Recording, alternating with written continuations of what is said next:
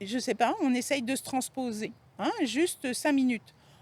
Toi, moi, on arrive dans un ensemble parce qu'on a une bad luck à un moment donné, on est 100, ça pue, ça crie, ça hurle, ça vomit. On t'assigne une chaise, un lit, un bac pour mettre tes affaires. Puis on te dit, il faut que ça fasse l'affaire. Puis Ouais. éventuellement, si tu... On t'aide, là. Ouais, on t'aide, là, on est en train de t'aider. Puis éventuellement, Ouais. si tu veux parler avec un intervenant, il y en a un qui va venir. Mais tu sais, moi, je suis pas sûre de vouloir habiter là. OK. T'aimes Même autant si je être... suis mal prise, là, ben, je préfère être dans ma tente toute seule, là. OK. Parce que j'ai pas à gérer, lui à côté, lui à côté. Par contre, j'apprécie le fait que quelqu'un vienne me voir et me demande comment ça va et quels sont mes besoins.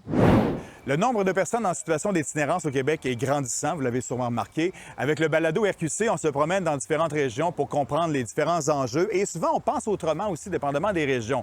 Exemple, aujourd'hui, on jase avec Karine Dahan, la directrice générale du Centre Le Havre, qui pense autrement. Ici, on est en train d'organiser un campement sécurisé pour les personnes en situation d'itinérance à Trois-Rivières.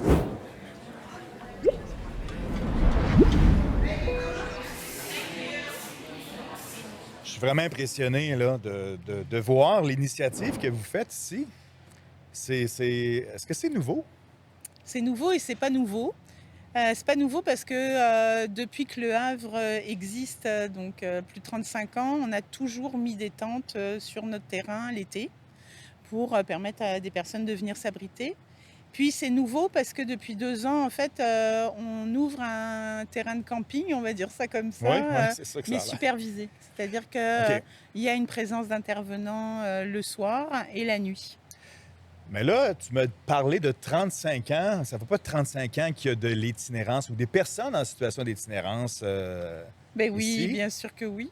Oui, oui, ça fait Parce que là, même... c'est un mot très à la mode présent. Oui, Ben, à la mode. On n'aime pas ça, dire ça. oui. Puis il faut dire des personnes en situation d'itinérance. Mais donc, ça fait 35 ans que vous Le avez... Havre, oui, Ouais. mais l'itinérance au Québec existe depuis la nuit des temps, comme partout sur la planète, je pense. Les quêteux, rien que déjà au moment de la Nouvelle-France qui se déplaçaient de village en village, étaient des itinérants. Ils Ouais, mais avaient une c'était plus fonction les gens... particulière. Ouais, Mais ils n'avaient pas d'adresse, puis pas d'endroit où dormir, puis ils dormaient chez les gens dans le fameux banc de quêteux. le fameux banc qui est à l'église. Ben oui, ben Oui, aussi. mais Ben, c'est ça. Donc, puis ils avaient une fonction particulière à l'époque. Hein. C'est eux qui amenaient l'information d'un village à l'autre. Donc l'itinérance a c'était toujours... presque noble Mais à oui, cette époque-là. ils avaient une fonction sociale. Oui, Voilà. ben, de connecter, effectivement, de Tout à- rapporter. C'est Puis il y ça. a eu bon, les sans-papiers, Oui, surtout du côté de l'Europe. oui. Puis après ça, bon, c'était des rebelles, des Mais gens qui se déplaçaient en groupe aussi. c'est sûr que l'être humain est nomade aussi. Hein. Ouais. Donc on aime bien se déplacer, on aime bien aller voir ailleurs, etc. Donc maintenant, de façon contemporaine, ce qu'on met derrière l'itinérance aujourd'hui a plus du tout à voir avec le nomadisme ou avec les quêteux, encore que nos personnes en situation de rue quêtent encore. Ouais. C'est surtout qu'on met sous le chapeau de l'itinérance plein de situations sociales qui amènent les gens à ne plus avoir de toit au-dessus de la tête et surtout de ne plus avoir la capacité de se payer un abri ou un logis. On a ajouté dans les années 2000-2010 à la définition de l'itinérance une notion de désaffiliation sociale, c'est-à-dire de ne plus avoir de contact avec l'organisation sociale, perdre ses repères familiaux, perdre les repères par rapport aux institutions, donc de ne plus être capable d'aller trouver de l'aide ou demander de l'aide. Donc, se mettre en rébellion de la société, Pas de ne pas tant en embarquer dans le rébellion, système? je pense pas que ce soit une forme de rébellion, c'est surtout une forme de marginalisation, Oui.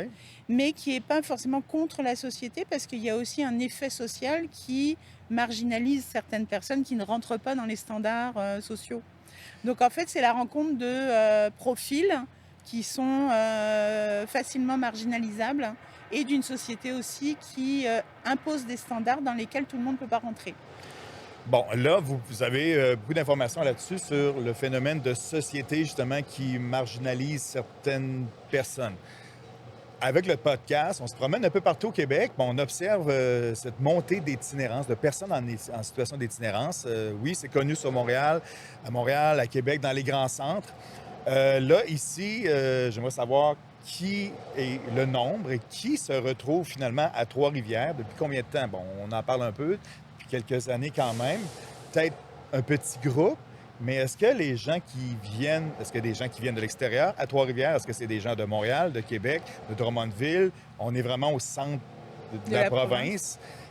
Qui vient ici et comment on les accueille? Alors, sur le nombre, je ne peux pas répondre parce que par définition, c'est très difficile en fait de dénombrer les personnes en situation de rue parce qu'elles bougent.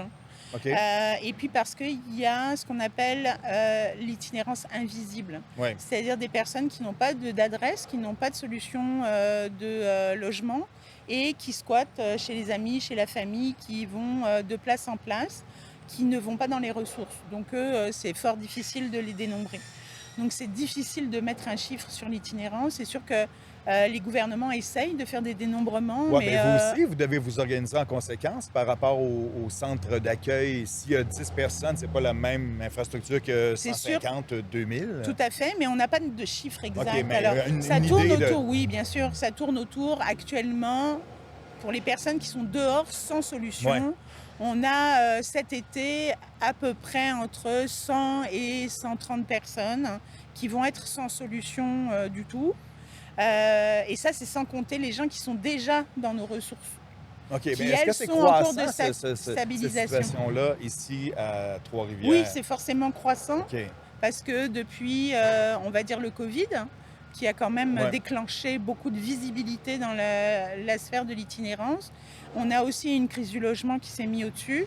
Ouais, Donc, ça aussi, c'est c'est un ça. autre volet qui vient... Donc, ça fait qu'on a de plus en plus de personnes qui ne sont pas logées.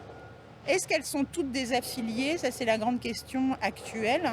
La réponse est non, elles ne sont pas toutes désaffiliées, mais toutes ont en commun le fait qu'elles n'ont pas de logement. Donc, il faut qu'elles s'abritent quelque part et c'est vers les ressources taguées en itinérance qu'elles vont se réfugier.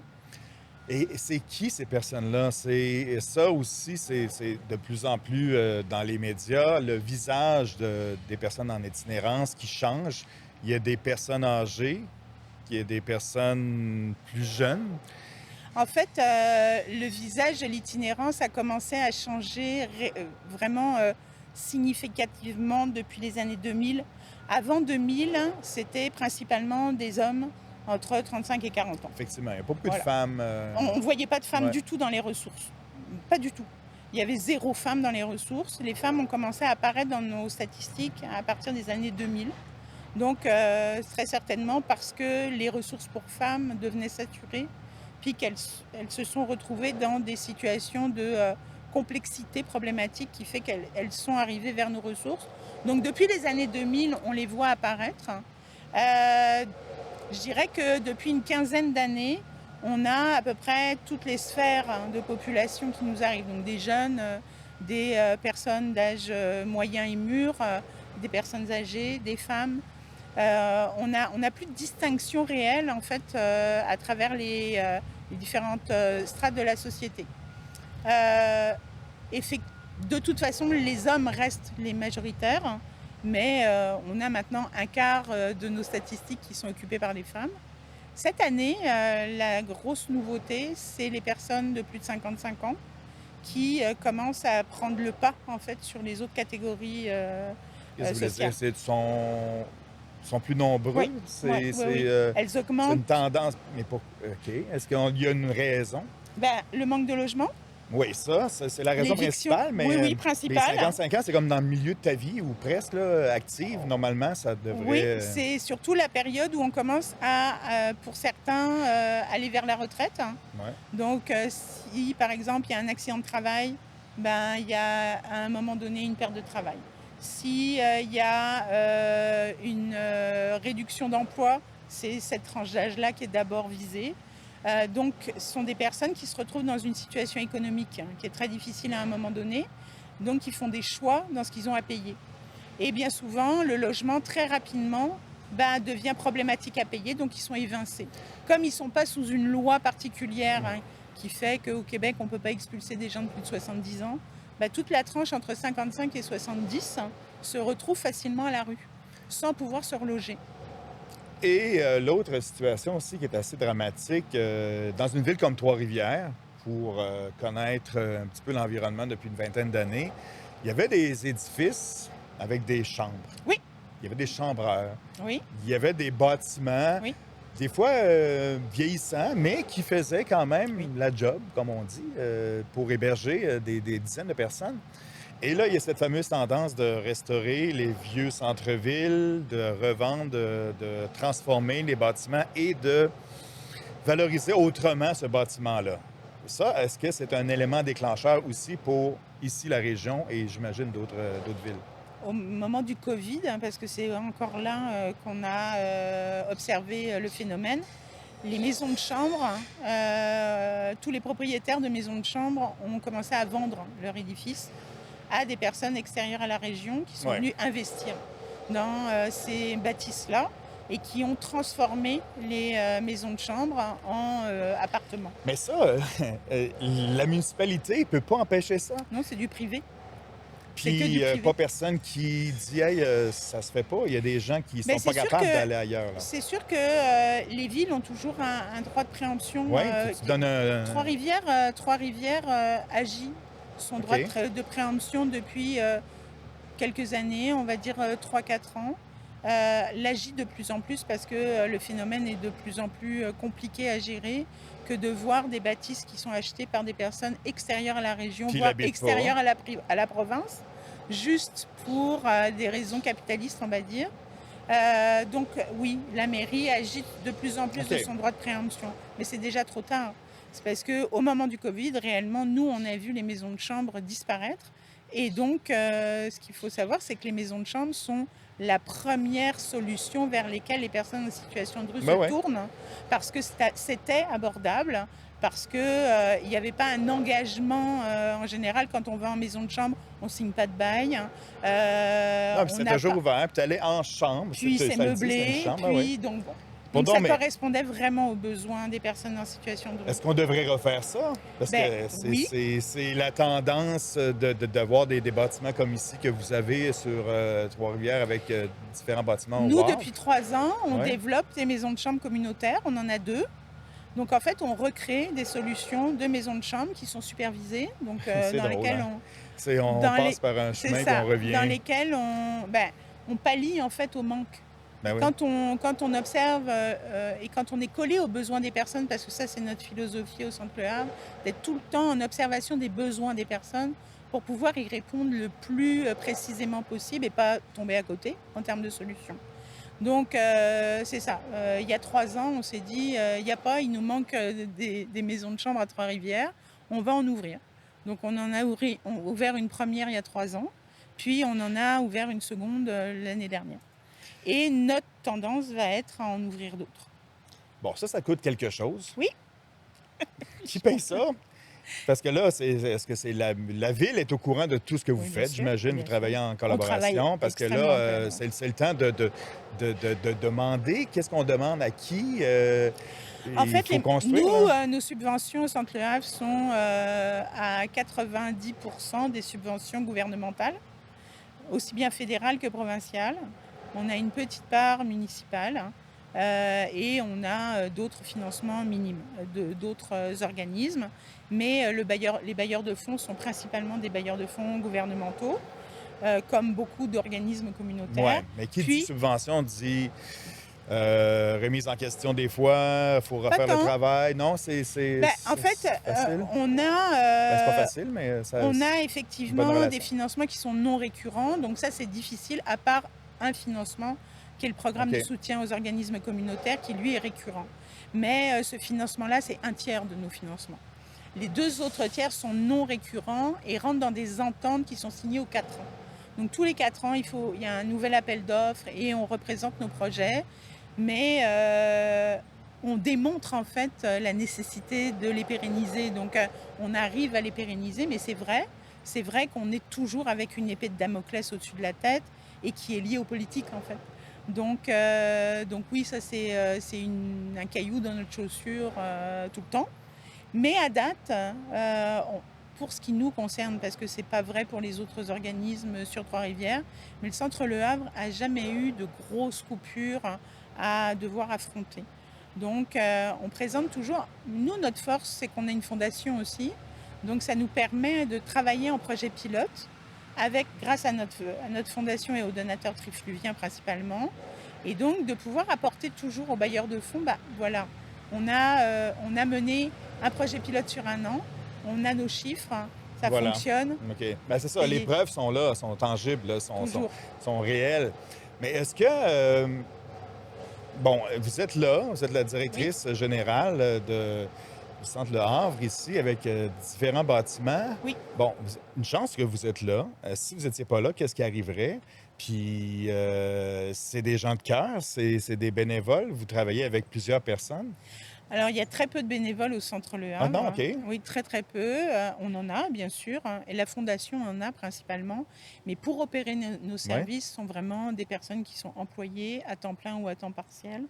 C'est ça on a beaucoup de ressources humaines, et les ressources humaines, c'est 80% de nos subventions.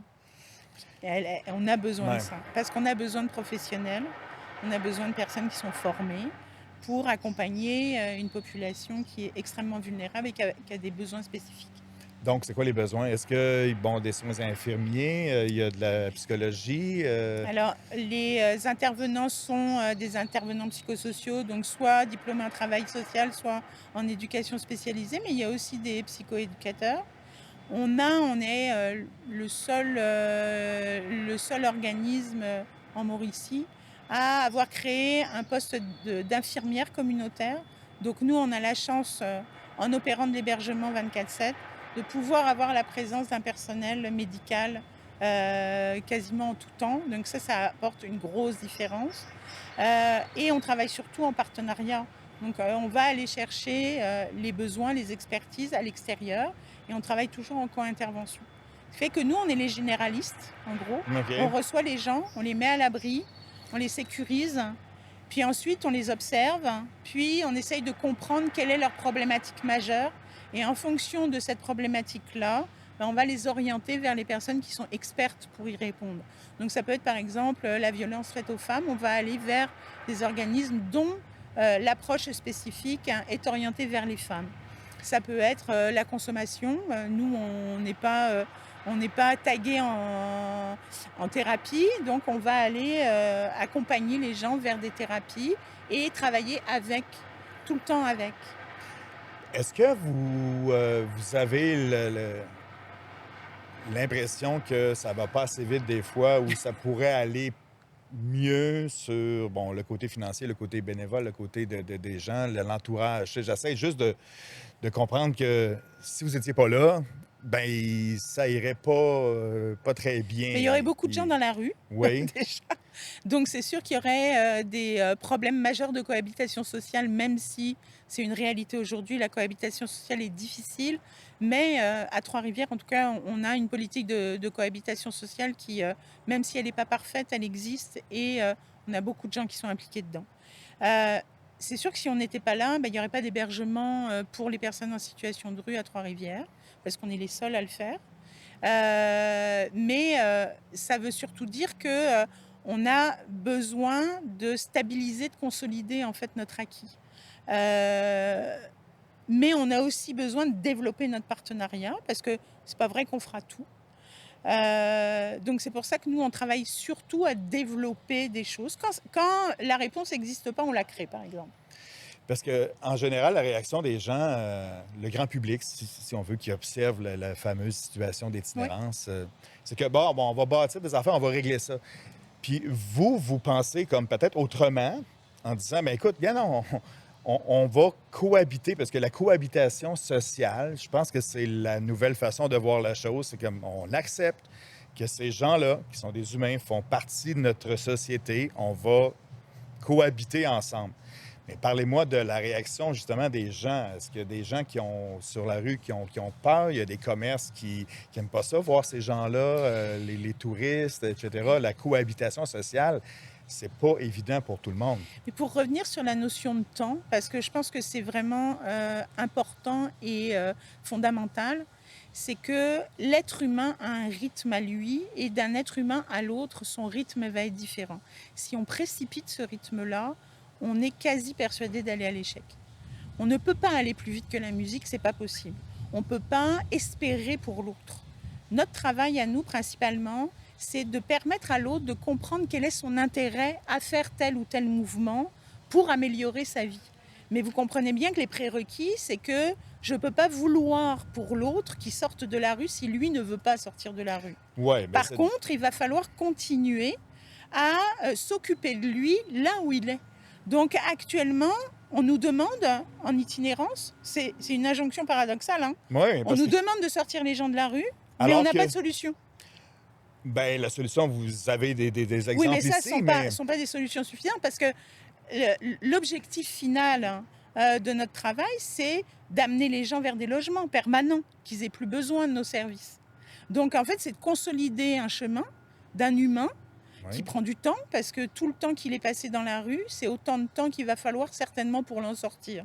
Ça, c'est une équation qu'il faut Donc, avoir en il tête. faut avoir la compréhension que la personne qui est justement à la rue commence à avoir un sentiment presque de sécurité parce que, bon, au lieu de bouger ici et là, puis de toujours chercher, elle est rendue presque à l'aise là-dedans. Mais C'est c'est- cette compréhension-là qu'il faut avoir avec la cohabitation sociale. En fait, c'est comprendre que les gens qui vivent dans la rue vivent en survie.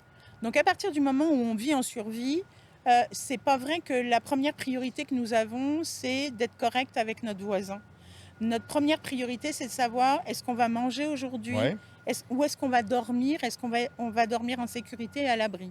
Ça, c'est vivre en survie. Si on est malade, ben, c'est un gros risque. Donc, c'est sûr que monsieur, madame, tout le monde qui passe et qui a peur, ce qui est légitime, on va pas se préoccuper de cette personne-là parce qu'on a d'autres choses, besoins essentiels à couvrir.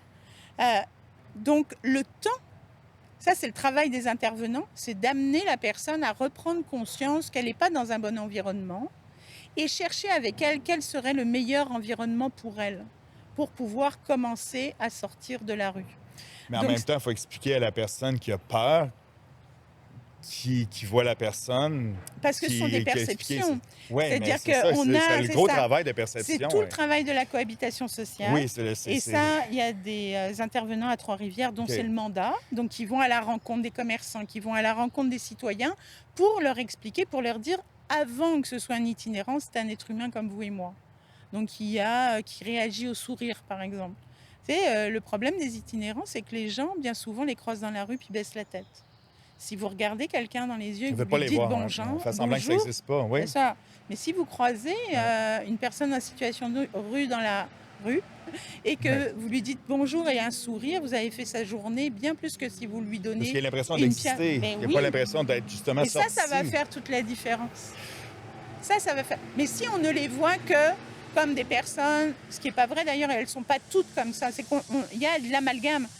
On est itinérant, donc forcément on a des problèmes avec la justice, donc forcément on a des problèmes de santé mentale, donc forcément on a de la consommation. Il y a une Enfin, étiquette c'est pas qui est vrai, mise. mais Ouais. oui. Ouais. Donc le travail des intervenants qui travaillent en cohabitation sociale, c'est justement de casser tout ça et de permettre en fait d'aller à la rencontre de ces personnes en situation de rue qui ont des différences, et qui sont là. Parce que ce qu'il faut comprendre aujourd'hui, c'est que compte tenu de la crise du logement et du fait qu'il n'y a pas de logement pour des personnes qui pourraient se loger, qui se retrouvent dans nos ressources mais qui n'ont rien à y faire, forcément ceux qui ont besoin d'intervention se retrouvent dans la rue. Ce qui fait qu'aujourd'hui, la rue est devenue un habitat. C'est ça la réalité. Donc, les gens qui n'ont pas d'autre solution sont en train de s'installer dans ce nouvel habitat qui est la rue. Donc c'est pour ça qu'on voit les campements, qu'on voit les gens s'organisent parce qu'ils sont en survie. Ils n'ont pas d'autre solution. Puis ici, on a vu peut-être à Trois-Rivières des gens qui vont justement peut-être dans les terrains des gens pour s'organiser parce qu'il n'y a pas de place, il n'y a pas de parc officiel de venez-vous-en. Il n'y a pas grand ville qui accepte ça non plus.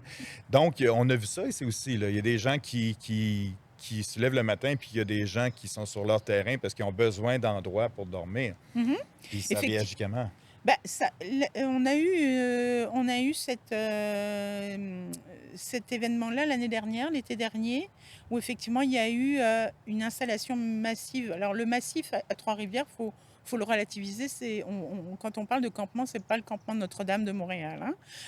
On est sur des petits campements et en général, c'est maximum des groupes d'une dizaine de personnes. Quand même. Oui, quand même. Non, Quand non, même. je suis pas en train de Ouais. Non, non, je suis pas en train de Ouais. banaliser, mais je suis juste en train de différencier le référentiel, en fait. Ouais. C'est que quand on parle de campement à Trois-Rivières, on est sur des petits campements quand même. Mais c'est sûr que d'avoir 10 personnes dans son jardin un beau matin, c'est loin d'être agréable et ça fait peur. Cet événement-là a été plutôt bien géré parce qu'on a une police aussi qui travaille avec les ressources en itinérance. Trois-Rivières s'est même doté d'une équipe spécialisée de policiers qui vont à la rencontre des personnes en situation de rue et qui les accompagnent. Donc on est quand même sur une approche très sociale. Mais donc ça permet en fait de discuter tout le temps entre les personnes qui commettent un délit, parce que c'est un délit d'aller s'installer sur un terrain privé, et c'est traité comme tel. Et puis les personnes qui sont victimes de... Bon. Donc il y a toujours beaucoup de dialogue. Mais après, le maître mot à Trois-Rivières, c'est que dès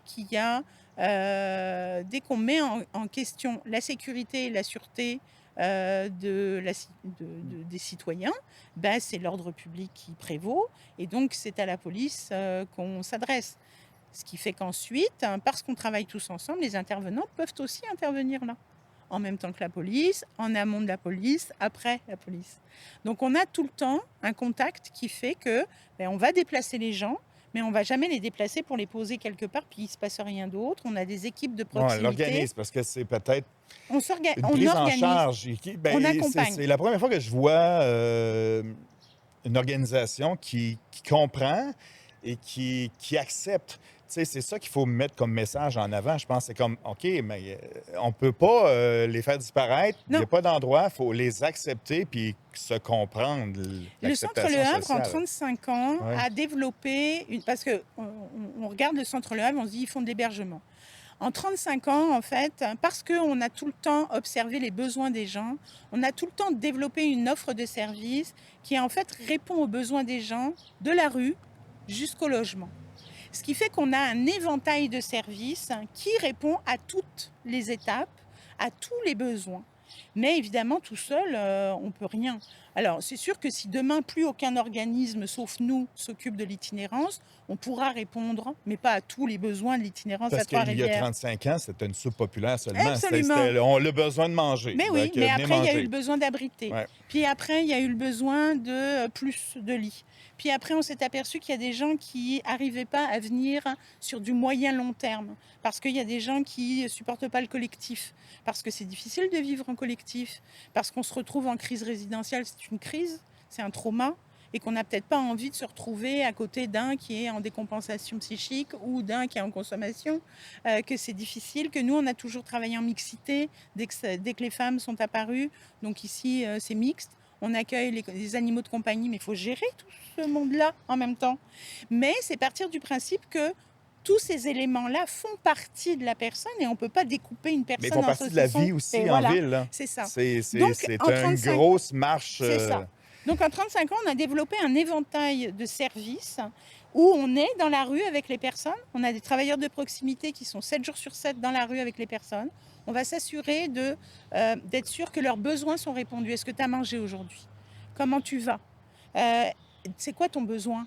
Ah, ton sleeping bag est mouillé, trempé, on t'en amène un sec, on prend celui-là, on va le laver, on te le ramènera. Il fait chaud, tu as besoin d'eau. Ça, c'est le travail qu'on fait en proximité dans la rue. Puis dès qu'il y en a un qui dit moi là, je suis tannée d'être dans la rue, je suis tannée d'être sous ma tente, je suis tannée d'être mouillée le matin, je voudrais me mettre à l'abri. Là, on a un intervenant qui est là parce qu'il est en lien et qui dit viens-t'en, viens. OK, parce que sinon, tu ne peux pas le forcer. Non? Non, jamais, jamais. C'est pour ça que tout à l'heure, tu disais, là, ce serait facile, on construit un 100 places, puis on met tout le monde là-dedans. Oui, c'est ça, les chambres comme à l'époque. Pour moi, ça s'appelle du ghetto. Ouais, c'est-à-dire que, je sais pas, on essaye de se transposer, juste 5 minutes. Toi, moi, on arrive dans un ensemble parce qu'on a une bad luck à un moment donné, on est 100, ça pue, ça crie, ça hurle, ça vomit. On t'assigne une chaise, un lit, un bac pour mettre tes affaires. Puis on te dit, faut que ça fasse l'affaire. Puis Ouais. éventuellement, si tu... On t'aide, là. Ouais, on t'aide, là, on est en train de t'aider. Puis éventuellement, Ouais. si tu veux parler avec un intervenant, il y en a un qui va venir. Mais tu sais, moi, je suis pas sûre de vouloir habiter là. OK. T'aimes Même autant si je être... suis mal prise, là, ben, je préfère être dans ma tente toute seule, là. OK. Parce que j'ai pas à gérer, lui à côté, lui à côté. Par contre, j'apprécie le fait que quelqu'un vienne me voir et me demande comment ça va et quels sont mes besoins. C'est le côté humain d'abord. Et pourquoi, en terminant, tu fais ça? Parce que ça s'apprend pas à l'école, ça. Tu sais, on peut pas étudier en situation, aider les gens en situation d'itinérance. Pourquoi vous faites ça, ici, et toi? Parce que pourquoi le Centre Le Havre fait Non, mais ça toi, déjà? personnellement, ouais. Parce que je pense qu'on a une approche humaniste. Ça, Déjà. c'est clair. C'est la base. Pourquoi je fais ça? Parce que j'ai une fibre qui fait que je pars du principe que les injustices me rejoignent beaucoup, qu'on est dans une société dite riche, mais qui n'a pas manifestement les moyens ou qui ne veut pas pourvoir aux besoins de tous ses citoyens. Donc, il faut aider cette société, il faut participer. Et moi, ma fibre m'a amenée vers les plus démunis, parce que ce sont eux qui me font le plus vibrer, mais c'est surtout parce qu'à travers eux, il y a beaucoup d'espoir. L'être humain est perfectible par définition, sinon on ne serait certainement pas sorti de l'Homo sapiens. Donc on est perfectible, on a une capacité à évoluer, à s'adapter, mais on a surtout besoin de coups de pouce. Et que si on est délaissé, ça ne fonctionne pas. Ce qui permet à un bébé, par exemple, d'évoluer, c'est le contact, c'est le toucher avec son environnement. S'il n'est pas touché, s'il n'est pas en contact, s'il n'est pas en lien, il mourra. C'est comme ça toute notre vie. Donc quand on peut trouver des personnes sur notre chemin qui nous aident dans les moments les plus difficiles, je pense que ça nous nourrit, mais ça me nourrit moi aussi. Parce que c'est pour ça que j'ai certainement C'est ta atterri sur motivation. cette Tu viens pas terre. travailler ici, tu viens être. Ça fait 40 ans que je suis en travail social, ça fait 40 ans que je n'ai jamais travaillé en fait. Non, tu fais juste être toi et à l'écoute. Et est-ce qu'on te dit merci des fois? Oui, souvent. Oui. Souvent. Et c'est ça qui nous donne l'envie de continuer. Et comment on peut te dire merci? Parce que, le volet politique, si on veut, on est dans une année où il y a des changements, année électorale. Est-ce que tu veux demander quelque chose à quelqu'un? C'est le temps. Tu sais, de dire, tu demandes quoi à qui? Nos demandes aux deux paliers gouvernementaux, fédéraux et provinciaux, c'est de consolider notre acquis.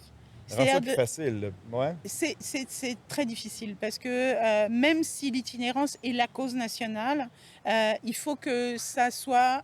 C'est pas facile, là, mais il faut que ce soit toute la société qui prenne conscience qu'on a besoin de tout le monde pour répondre à l'itinérance. Mais on a surtout besoin que les gouvernements soient conséquents dans les subventions qu'ils donnent de façon durable.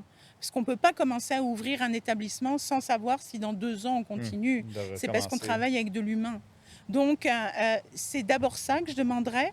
Et puis ensuite, c'est de reconnaître la compétence des organismes communautaires principalement. Parce que l'itinérance, c'est 99% de communautaires. Hein, et que vous n'êtes pas sans savoir le mouvement actuel qui est en cours. On est à bout. Ouais. Parce qu'on porte quelque chose de socialement très lourd, qui est quand même la misère du monde, et qu'on a besoin d'être soutenu, on a besoin d'être reconnu, on a besoin d'être payé aussi, parce que le salaire des intervenants sont des salaires de misère pour tout ce qu'ils donnent à la société. Donc ce serait un moyen de nous dire merci pour de vrai. Merci pour vrai, moi je te le dis aussi. Merci.